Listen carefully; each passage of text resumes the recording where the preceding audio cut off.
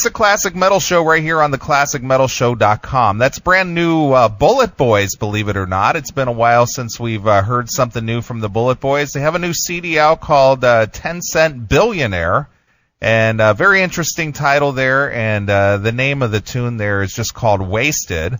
But a guy that I've actually hung out with, and I've never seen this guy wasted, is lead vocalist and founding member of the BulletBoys, Marq Torien. Welcome back to the Classic Metal Show there, Mark.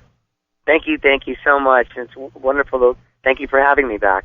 Well, Mark, you guys have been, obviously been around since the late 80s, and, you're no stranger to the music business. You got a long history in the music business, especially in the LA scene, all the way back into the late 70s, early 80s before you established the BulletBoys, and here it is. Absolutely. We're in 2009. So, you're coming up on almost on a 30-year history, being being somewhat in the spotlight, and you have a new CD here that I think it's kind of a surprise to everybody because it's not what I would consider a typical BulletBoys sounding record. No, it's not. It's a reinvention of the band, actually, and a reinvention of the sound of the band. It's really ingratiating to the fact that people have really been coming out and congratulating me on this record. I think a lot of people thought I was going to be stretching back, 20 years ago and trying to rewrite records as some artists do. But I'm a person that lives in the now, and I'm a person that also feels that the band has to be relevant in today. And if you're not that, you really don't have any.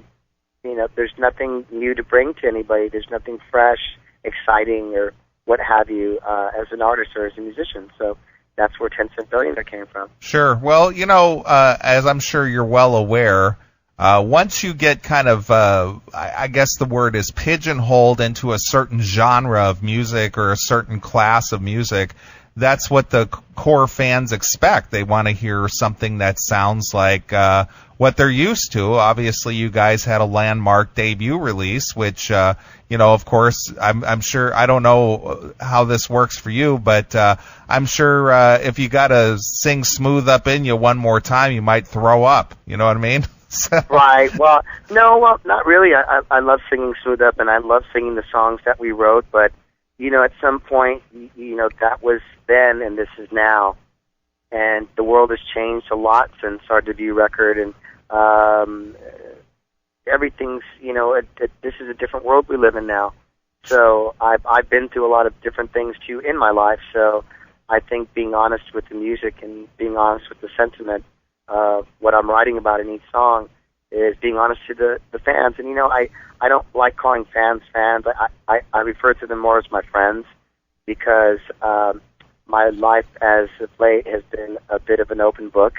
And it's been 5.5 years really reinventing this band and going back and mending bridges and putting out fires that not only did I do unintentionally, but, in some ways maybe I did intentionally, making those friendships and rekindling those friendships with people that have helped me in the business. Sure. Now, you mentioned about 5.5 years ago or so, you released the CD Sophie, which basically was a very traditional BulletBoys CD. It was kind of it fit right in with the first 2 or 3 original releases. It fit right in there, and this is, quite a bit of a departure with more of a modern edge for you. And right. I know that during that time, at least what I had read, there were numerous occasions where you've attempted to put the original lineup back together, but, due to other obligations and desire and scheduling and all that, it just couldn't happen. Can you tell us anything about that? Yes, I can. I can elaborate a bit on that. Yes, I did try to get the original band together a bit. I did try to get the original band together, and we did have some conversations. But I really felt that some people have a hard time forgiving and having empathy in their relationships with people, in life and in music and art. And I just felt there was time for me to stretch my wings a bit and to let the past be the past and the future be the future. And that's where I started right after a really bad time in my life. I had met Rich Green, who is my drummer, and we became very good friends, and he helped me out through a lot of heartache that I was going through at the time, and told me, let's come out, my buddy has a truck, and we'll just go from city to city, and we'll play some of your favorite cover tunes, and I really love you as a person. I really want you to be happy musically. Let's go do something, and let's get you, if you want to do it, I'm here.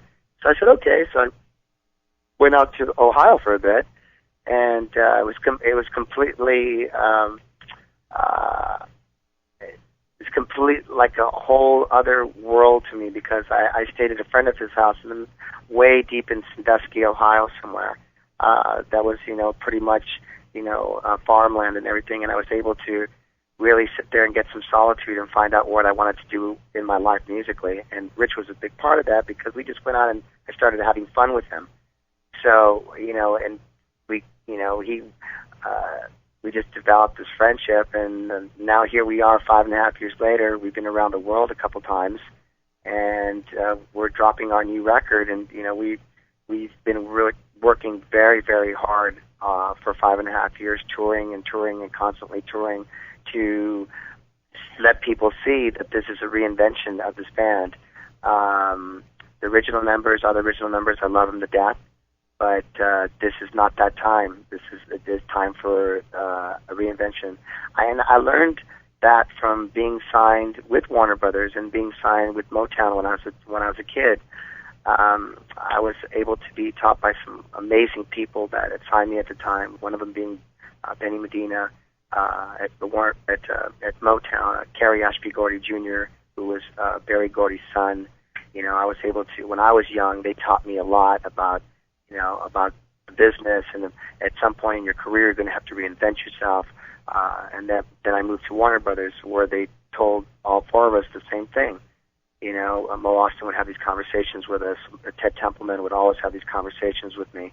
At some point, kid, you've got to reinvent yourself, because you can't keep on doing the same thing.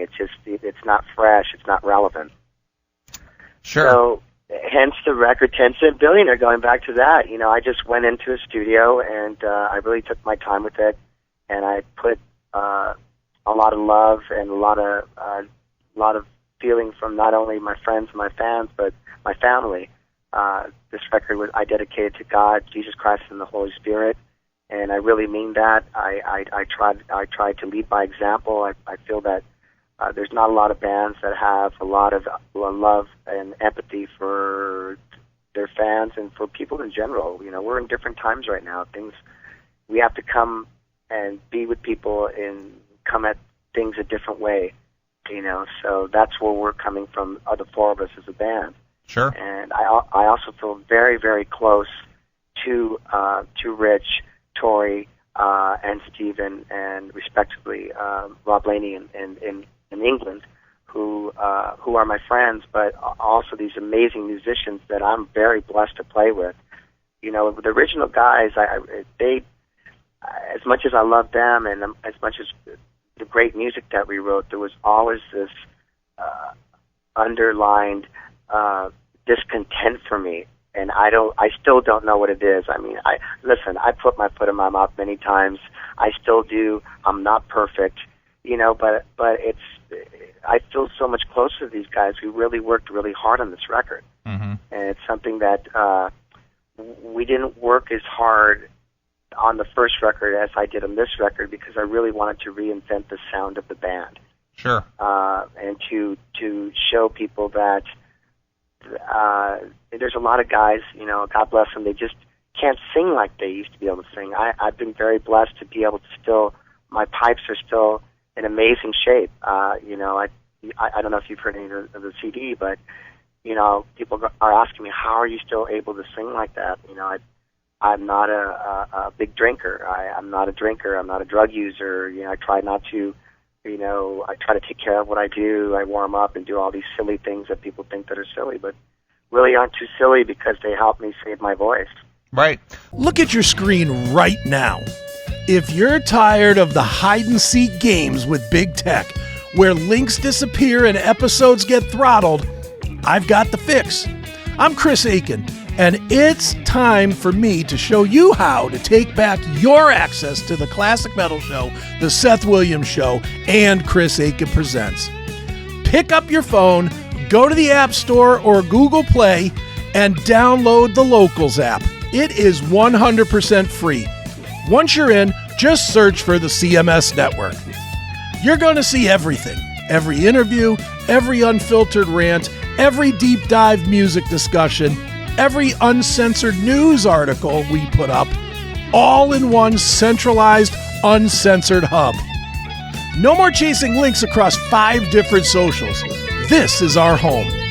But if you really want the keys to the kingdom, look for that VIP upgrade. For just $4.99 a month, you're cutting out the commercials, getting the advanced drops before anyone else, and accessing bonus episodes that are way too heavy, dirty, or we just don't want to share with the free public. For the price of a cheap beer, you're supporting independent, unapologetic media. Download the Locals app today.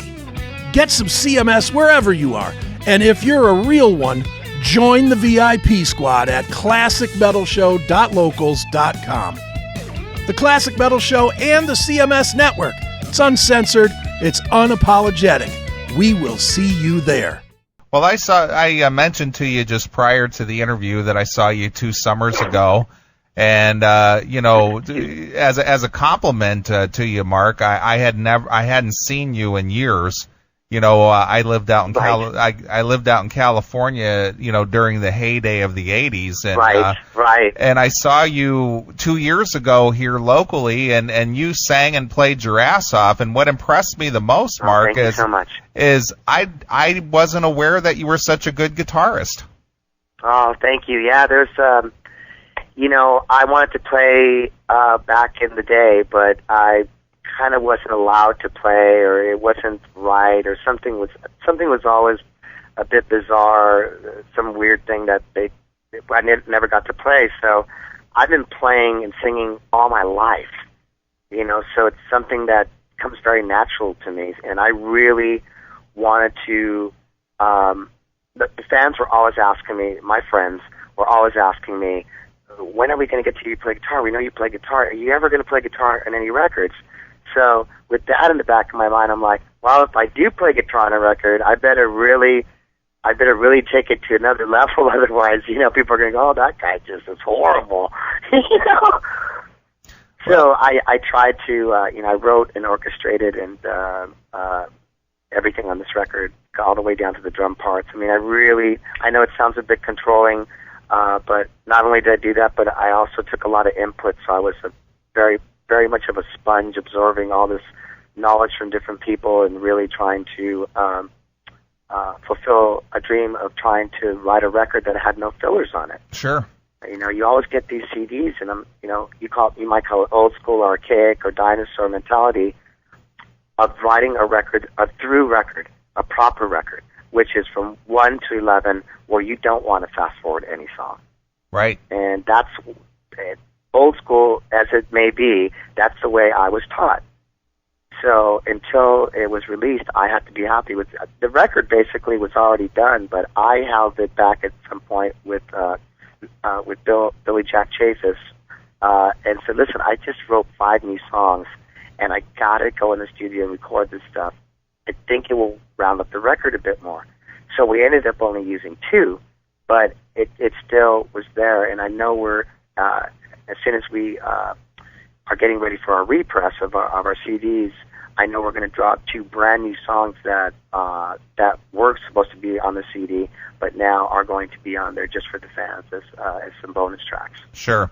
So, were you at all concerned that this more modern sound that is portrayed on this new release, 10 Cent Billionaire, would alienate the the original hardcore fans, or were you looking to reach a new audience, or what was your thinking there, or was there any thinking there at all?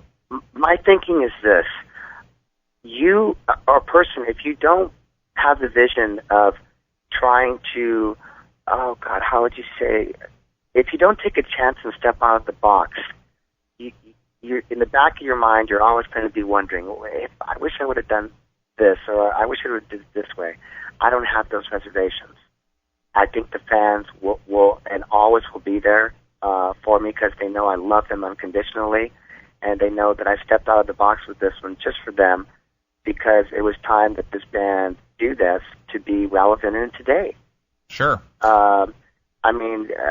There's a lot of bands that have not lived it. I've lived it. I've gone through to the addictions. I've gone through the hard living. I've come out of that. I feel like I don't know if you're familiar with the story the Count of Monte Cristo, but in a lot of ways I feel like that. There's a lot of naysayers, and there's a lot of people that I've taken a couple of shots in the chin for, and be as it may, I may have deserved it, but I have a vision for myself and for my band, and it may be looked at as a vision of somebody that's completely mad, but if you don't take a chance, you're never going to achieve the blessings that God has for you. Sure. So I look at it like that now, bro. So whatever I put out, you have to put it out there. You have to speak it out loud. And I feel that that's what me and Bill, who is my angel, who signed me, who believed in this, who believed in my talent, who believed in the 3 CDs that I have. I have 2 already back to back that I'm going to be dropping as soon as we finish working this one for a year and a half. I mean, I've really worked hard on these things, so it's not something that's going to be this fluke. You know, I'm really stepping out. God willing, I'll be working with some amazing R&B artists here really, really soon. I'm working with other artists, producing and recording right now, and just doing a lot of stuff. I'm really trying to be a somewhat of a champion for different causes that we are playing for benefits. Our main one is the Autistic Society of America. The other is muscular dystrophy.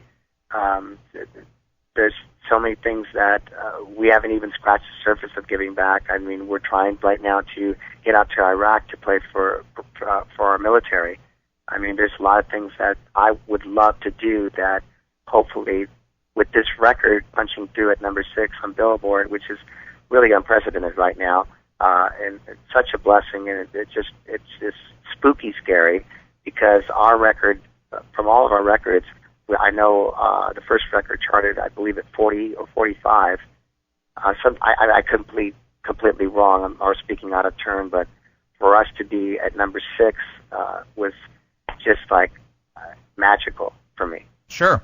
Well, there's a debate that rages on among music fans and whatnot, and I'm sure you've probably heard this, especially with the 80s bands, since 80s bands and names have been so much maligned, especially through the 90s. When only one member of a band remains, but they keep the name, per se, even if you own the name. People go, is it truly the BulletBoys with just Marq and none of the rest of the guys? Just like James Christian of the House of Lords, he's still going on as the House of Lords, but there's nobody else in the band except him. I would say this. I'm sorry, I didn't mean to interrupt you. Go ahead. I'm so sorry. Well, what I was saying is that I get different takes from different musicians, because we've asked this to other musicians who basically go on with the name, like Tracy Guns. He goes on with the LA Guns, even though there's 2 of them out there now, and they're battling over who's LA Guns. Is it Phil Lewis and Steve Riley, or is it Tracy Guns, the namesake of the band? You know what I'm saying? Do you come up against that, having to explain that at all? I don't think so, because I'm pretty synonymous with the name. When you say BulletBoys, my name comes up. Sure. The majority of the time. So I've been synonymous with the name ever since the band came out. I own the name outright and own the trademark on the name. So I feel that, I learned from different bands. The Temptations is one. They always had the moniker, even though some of the members had fallen out or had fallen out and then came back. I think it's, it is what it is. My name is pretty synonymous with BulletBoys. Sure. Well, irregardless, I mean, I've had some different players in the band, and I'm not trying to, shirk the question, but to me, if I'm filling rooms like I'm doing right now, and I'm able to do tours and go all over the world and literally have these rooms filled or semi-filled, I think I'm okay. Sure. Well, I think the fans will be there, and there's there won't be another BulletBoys because I own the name basically. So if the other blokes decide that they would like to do something, they're going to come out and do something. But I mean, it is what it is. I'm a signed artist. I'm very blessed to be signed, especially in this economy. I'm very lucky to be doing the things that I'm doing right now, and I try to work very, very hard and try to do the best that I can with what I got, Sure, absolutely. Well, that wasn't a question of criticism. I was just wondering what your thoughts were, because you got Blackie Lawless, who carries on the Wasp name, even though he's the lone original member, and obviously you got Axl Rose carrying on the Guns N' Roses name, and he's the lone original member, and so on and so forth. So I was wondering what your take on that was, and obviously you voiced that. So that's cool. I think it goes back to not to be speaking in redundancy, but it's being relative. I mean, if you're not putting out good product, you shouldn't really be using the name of anything. Sure. If you are, then I think you should have a shot. We live in the United States of America. Everybody loves the underdog, and everybody likes the guy that has taken a couple shots in the chin and has come back. And I say it every day. I apologize to anybody that I've hurt. With anything that I've done or my words or anything. I really love my fans unconditionally. And, we are the real thing. Each one of the four of us, we live a hard lifestyle, man. We're four pirates playing in a rock and roll band, with four different attitudes. It's the same thing that I had with the BulletBoys, with the original band. So, but these guys are younger. They're full of chutzpah. They have piss and vinegar. They have something to prove. When you're a musician and you don't have that to do that anymore, I don't have anything in common with musicians like that. Right.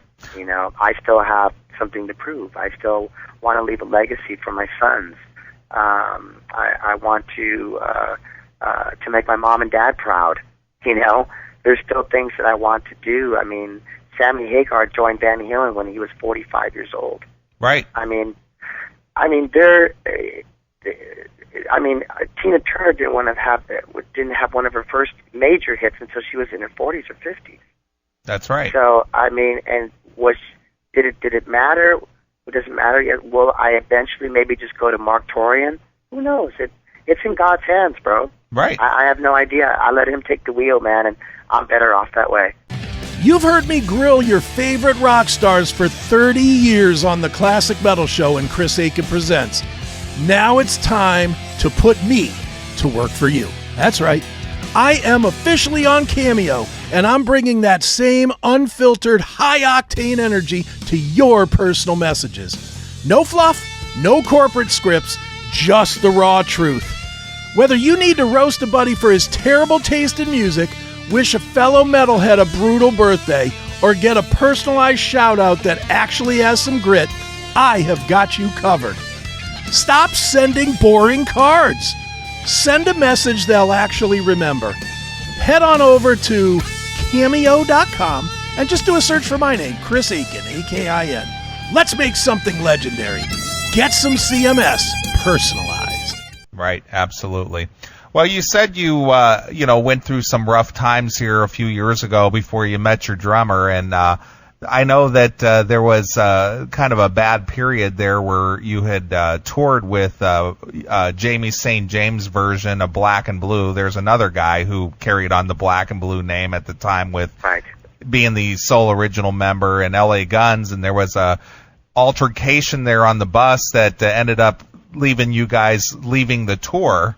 And I know that kind of left a bad taste, and I know we had Jamie St. James on the show here during Rocklahoma, and he kind of had some sharp words where you were concerned over that whole thing. I guess it just sort of left a bad taste in his mouth. But well, I've heard a couple things about that, but I'll just be quiet. I mean, it is what it is. I forgive him for what he said. We've all said things in anger and disgust and stuff. I think he's a great guy, but I'll be real honest with you, and I'll put it to this question. I don't think Black and Blue was ever as popular as the BulletBoys or ever sold the millions of records that we've sold. Sure. So, I mean, that's just a fact. Right. So, the relevancy of Black and Blue, I don't know too much. I wish him the best of luck. I really do. I'm not trying to be sarcastic. I don't know what he has against me. I personally picked him and their band when they were doing absolutely nothing to come out on the road with us because I really, back in the day, I really liked him and I liked Tommy, and I thought those guys were really great. And, when it all came down to the get down, my road manager got stabbed by a bus driver out there. Right. I remember that. It was really a bad scene, bro. It was just not good. And none of those guys stepped up and really backed me up. And when it came down to that, it was either my safety or my fiance or wife at the time. What do I choose? Well, I choose my family. Because I'm not going to stay out on something that, A, we have no driver, B, let's go back, reschedule, and do it the right way. But, there's cowboys out there that want to do it their way. So they did it their way. Sure. Well, you keep mentioning us four, so who do you have playing with you in your band? Myself, which is me. I'm sorry. Rich Green. Tori, TT Boy, and Mr. Stephen Allen. Cool. And are these guys that you basically met through associations with other musicians? Are they notable from playing somewhere else, or did you just Yes, absolutely. Tori, my guitar player, basically, he was working with his band called the Black Mollies. I don't know if you're familiar with them. Yeah, I've heard the name, actually. Great band, and he had been in and out of playing with Chip with Enough's Enough, and we'd always hooked up every time I'd see him, and we'd pal around. I just think he's just a wonderful guy, and just an amazing artist, and just a fantastic, magical guitar player. So we always kept on saying, listen, we got to play together, blah blah blah. I love you too. And then one day I just said, listen, man. We were playing a gig with Enough's Enough, and I said, "Listen, please come and play in my band. I promise I'll treat you a lot better than you're getting treated right now." And that was it. Mm-hmm. Cool. And so we have a great friendship. There's a lot of trust in our band. When you don't have trust with the people that you're working with, monetarily, physically, spiritually, what have you, it doesn't work, bro. Sure. That's understandable. That's with being in a band or any job, right? Yes, absolutely. We all trust each other, not only in our personal lives away from the band, but on stage. And when we're getting ready for things, and what we say and what we're going to do, how we talk with our fans and our friends. We really get out there and mix it up with our fans, because that's the only reason, besides the love of music, why I'm doing this right now. Right. Absolutely. Well, cool, Mark. Well, let's jump into the CD here a little bit. Is there anything particular about this 10-cent billionaire that stands out for you personally that any particular song or a message that is built into this that you want the fans to know about? Just that there is a light at the end of the tunnel, and it's very, very, very bright. Is that kind of like step into the light? Whatever you perceive the light to be, whether it be positive, whether it be uplifting, whether it be a change in your life, whether it be something that you're afraid of, just don't be afraid. Have no fear, and step out of the box and step into that situation that you would normally be so afraid to do. Well, there's some... And basically that, and I have to say this, I thank my fans unconditionally because I love them so very much from my heart. They know that I've been through a lot. They know what I've done this record for. They know that I've taken a lot of slack on the internet from a lot of people thinking that I'm a complete nut. And you know what? I may be, but I'll tell you what, who wouldn't be being in this business as long as I've been in this business? Sure.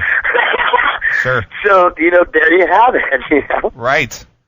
Well, I try to keep it light, and hey, man, I'm just being honest with you, man. I'm very, very fortunate and very super blessed to be in this business and doing what we're doing right now, bro. Right. So, what's the tour plans for the BulletBoys here to finish out 09 and into 2010? You got anything you can tell us about? Yeah, absolutely. We plan on touring this for at least a year and a half. We've only just begun to tour on this record. We just got off a month with Tammy Down, one of my closest magical friends, and Faster Pussycat. Had a wonderful run out there. It was great. We're taking a couple, maybe 2 to 3 weeks. We're going to be shooting a video. Can't tell you exactly for what song yet. I've been, basically bound and gagged to secrecy. But we will be shooting a video that will actually be on VH1 and Fuse and MTV2. Excellent. So we're real excited about that. We're just gearing up to get back and start rehearsing for the tour that we're heading on.